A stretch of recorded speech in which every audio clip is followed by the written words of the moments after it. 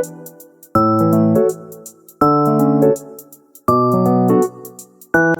तो अस्सलाम वालेकुम गाइस, कैसे हो आप सभी लोग। Welcome back to my another episode of painting series. So friends, पिछली वीडियो में मैंने आपसे पूछा था कि मुझे नेक्स्ट पेंटिंग किसकी बनानी चाहिए, तो मुझे सनसेट का कमेंट देखने को मिला। तो आज हम सनसेट की पेंटिंग बनाने वाले हैं। तो अगर आप मेरे चैनल पर नए हैं तो प्लीज़ मेरे चैनल को सब्सक्राइब करें और अपने फ्रेंड्स के साथ भी शेयर करें। तो बिना किसी देरी के हम अपनी वीडियो स्टार्ट करते हैं।